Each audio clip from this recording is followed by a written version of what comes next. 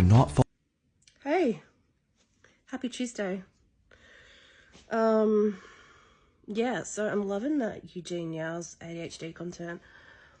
And I just wanted to say thank you to my new subscribers on the tube and everyone on Tickety Tockety.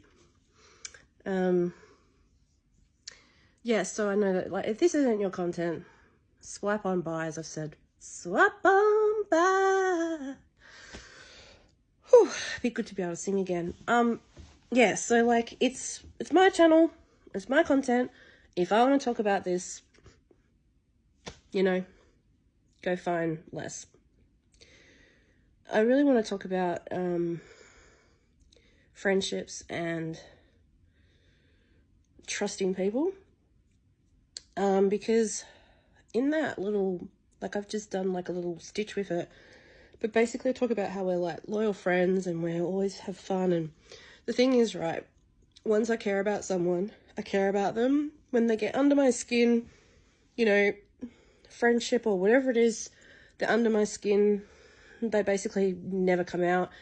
And unfortunately, it will take like something really, really repeatedly horrible for that to change, right? Which I'm working on, because I know that that's not healthy for me, but I'm working on it. The thing is, though, I've always had a very open heart, like an open book. I wear my heart on my sleeve. And in the last 2 years, probably, a couple of people have really shattered my trust. Not necessarily their fault, not necessarily my fault, but as a result, I've got my, like, walls up, like, massively. Like, I am, like, Fort Susie.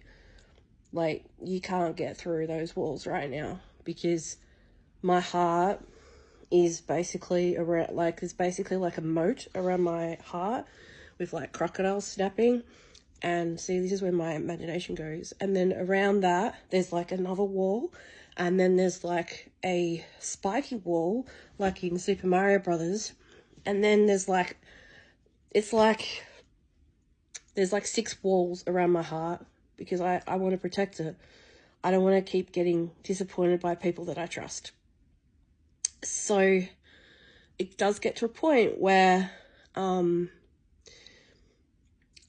I have a friend who I really care about, but lately there's been a bit of behaviour that I've gone, I don't think I can still be friends with this person, because they are doing something that triggers me, and it's very early, and if I can't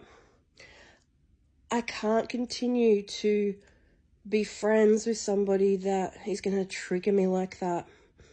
So I'm going to have a conversation with them, because that's the best thing and the fairest and the kindest thing to do. But it's like, it's like having the conversation is always difficult too, because it's like, well, how do we move past this? Because, you know, I do care about them, but they have this inclination to do this particular thing, which I really can't handle and don't like. It makes me feel awful. So, and that's not their fault. Can ever get through to me? Some can see the... But it's got to the point where it's like, I can't, if you don't fulfill that criteria early on, no, I just can't. I just can't open my walls around my heart. So my advice to everybody is, if you've got a friend with ADHD that really cares about you and values you, hang on to them, communicate with them, tell them how you're feeling. If you need a bit of time, tell them that, whatever. But yeah, just, because the thing is that once you lose them as a friend, you don't get them back, because they've had to create all these walls around their heart. And I know I sound like a bloody architect. Walls around to protect themselves, right?